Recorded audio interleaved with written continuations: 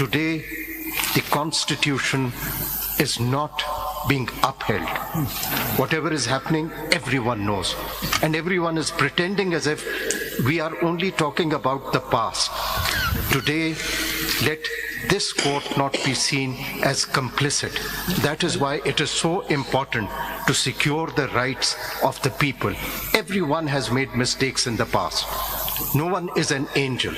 But there has to be a resolve to say one day, enough is enough. Today, we should also acknowledge our mistakes. As a Supreme Court, today, we have buried our heads in the sand. And we don't want to face the reality, but ultimately it will be our responsibility for every human right violation that is happening today. The enforced disappearances, we don't let them speak. We say that it's a political issue. It is not a political issue. It is about the Constitution, the grave violations that are taking place. We cannot shut our eyes. And again, I would say, speaking for myself, the most important petition that is pending in this court is regarding the alleged irregularities on 8th of February elections, and it's known to everyone. My Lord, counsel have their limitations.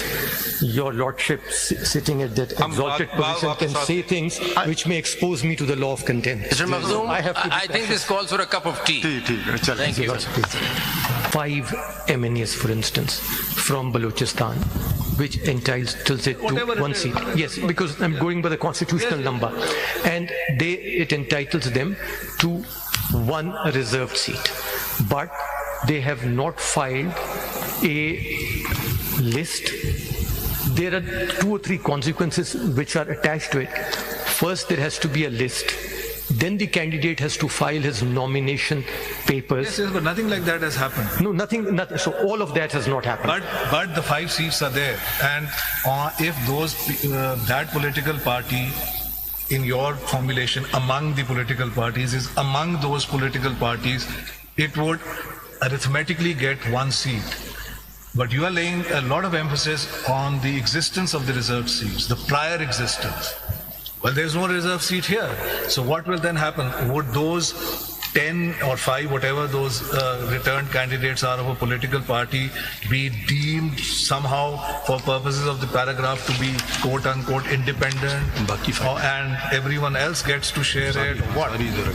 My submission is that the way I see it, my Lord, the constitutional scheme is that if no list for reserved parties is submitted, no priorities allocated, no nomination papers filed, so on and so forth, I need not go through all that list, then that political party has chosen not to contest for the reserved seats. So they are out of the race, and that will be distributed amongst the rest. That's my submission. That is your submission, which is what the Constitution says. As simple as that. Isme Makhdoom Sahab, Justice Shah and Justice her ladyship, unka jo question hai, that is very relevant. The first limb of that question, as I understand, is whether it is mandatory that the House is complete. As I read sub-article 1 of Article 51, there is no such compulsion, or it is not mandatory that it has to be complete. The second limb is that according to the proportionate representation system, each political party would get only such seats as are in ratio to what they have secured in the general elections, not more than that. आपसे जो बार-बार सवाल पूछा जा रहा है, prima facie, my reading of the article is that it is not mandatory that the assembly is complete, because there's a distinction between seats and members. It does not say that the National Assembly shall consist of so many members. It is seats and then members. Secondly, how can you get seats more than what you have secured, you see. That is the question. Yes, madam. यहीं पे इसको supplement कर लीजिए. मैंने अपने question को थोड़ा सा दोबारा रिफ्रेज करता हूँ कि इस्लामिक लॉ ऑफ इनहेरिटेंस के अंदर के शेयर्स को तमाम स्टेट डिस्ट्रीब्यूट हो जाए और लेफ्ट ओवर होती है, फिर प्रिंसिपल ऑफ रिटर्न अप्लाई होता है. प्रोपोर्शनल रिप्रेजेंटेशन के अंदर क्या प्रिंसिपल ऑफ रिटर्न अप्लाई होता है? अगर नहीं होता तो फिर मेरा सवाल है कि how you got the seats. My lord, I would not import the laws of inheritance. That's a very complicated law on its own into the constitutional law. But may I go back to constitutional law, and may I make a submission on constitutional law? On constitutional law, my submission is that the House needs to be complete insofar as possible. There are exigencies as articulated by my Lord Mr.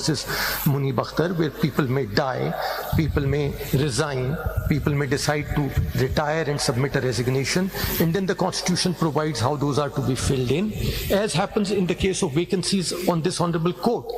And that does not make the court dysfunctional, but there is also a period where these seats cannot be filled in, as articulated by my Lord Mr. Muni Bakhtar, and that too is provided for in the Constitution. Over here, the proportional representation system is based on a proportionate division between the political parties. The independents, to start with, are excluded from the mix. To take my Lord Mr. Syed Mansoor Ali Shah's example, if in a house of 236 there were to be 2 political parties and 234 independents, because the proportion is in terms of the Constitution between the political parties, it may sound extreme, but my submission on the language of the Constitution is that the reserved seats will be divided equally between them. But what we're not reading in this is the seats secured by them in the General Assembly. So the general seats secured by them. So these 2 political parties, the next question would be, these 2 political parties have secured how many seats in the House? Yes. And then, if they have secured 1 each, they would have a corresponding share in the reserve. That's it. If they have 100 seats each, then they'll have a corresponding share in the reserve seats. But they can't just take the whole lot just because they're a political party. My Lord, if that were to be correct, then with great respect may I submit what will happen, that if there are 20 independents, because they do not represent a political party and they're excluded from the proportionate distribution, then those number of reserved seats will have to go vacant each time. Yes. So, but that is So historically, Mr. to start. The question, as I said, is a unique question because this would not have arisen because of the complexion of the independents in the scheme.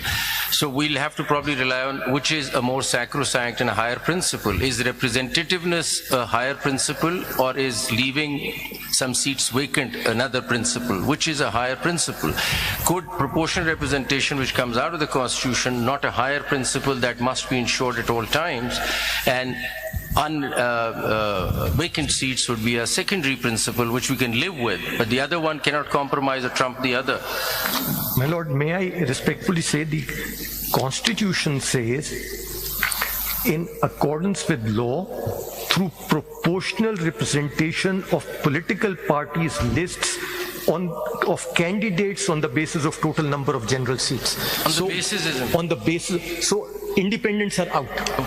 Now, let us say if there are 100 independents and they don't join any political party, what is to be done with the 60 seats for women? Are they to be proportionately reduced? That can be one way of looking at the Constitution. My respectful submission is no, because the House needs to be complete insofar as possible. At the risk of, when you're completing the House, at the risk of changing the representativeness, that's a higher principle being offended. No, my Lord. No, my Lord. With respect, may I submit, no higher principle gets offended. My Lord, Mr. Makhdoom Ali Khan, just started. When you're talking about principles, please can you refer to the Constitution where this is listed? My Lord, the Constitution over here recognizes... Is the concept of principle mentioned in the Constitution? We're expounding the Constitution. I'm just asking the Learned Counsel, is it or not? My Lord, my submission is that it is not. But there is a principle. Please read Article 5(2). Yes. No, yes. please read it. Let's yes करके हम इसको इतना आराम से नजरअंदाज ना करें. Obedience to the Constitution and law is the inviolable obligation of every citizen, wherever he may be, and of every other person for the time being there in This Pakistan. is the only principle enunciated in the Constitution, and I hope you don't mind my saying so. We are so indulgent of autocratic rule, और आप भी रह चुके हैं dictator के attorney general. वो वक्त था जब मैंने वकालत छोड़ दी थी, पता नहीं कितने साल, जब तक वो जजेस रिस्टोर नहीं हुए. ठीक है, हम जब भी कोई जमहूरियत आती है तो हम छुरियां निकाल के आ जाते हैं सामने, और जब भी कोई डिक्टेटर आता है तो फौरन उसके साथ हो जाते हैं, मिनिस्टर बन जाते हैं, अटॉर्नी जनरल बन जाते हैं. असूल की बात करना है तो बड़ा असूल बात करें. सबसे बड़ा असूल ये है आइन का असूल. ये आइन का असूल पे क्यों नहीं गामजन है? ये प्रिंसिपल और वो प्रिंसिपल, वो कंसल्स प्योरी थ्योरी ऑफ लॉ, इसी ने तो पाकिस्तान को तबाह करके रख दिया है. अब आप चलें, आइनी कोर्ट हैं, आइन की बातें करें. कहाँ लिखा है कि हम फलां प्रिंसिपल इंपोर्ट कर लें? वो इंग्लिस्तान के जज ने क्या कहा है और उसके जज ने क्या कहा? पहले बताएं कि जी इस पे जबान इसकी वाज़ेह नहीं है, आगे बढ़ते हैं, बता दीजिए हम. तो ये आइन तकद्दुस है. ये आपकी मर्जी नहीं है कि आप इसको फॉलो करें, नहीं, आपको करना लाजिम है. आप पे, हम पे डबल लाजिम है, इसलिए क्योंकि हम ओथ ले लेते हैं कॉन्स्टिट्यूशन का, आप नहीं लेते oath. I hope you don't mind these observations, but these are the facts of, we talk about history, let's talk about complete history of Pakistan. Then My Lord, may I? Makhdoom Saab. Can you respond to this? Can you please respond? Makhdoom We'll Saab. give you a break. Makhdoom We'll give you a Saab. break Makhdoom to Saab. ponder over it. Makhdoom and Saab. we can take it Saab. up after this. I'll welcome it, my Lord. I think that's the...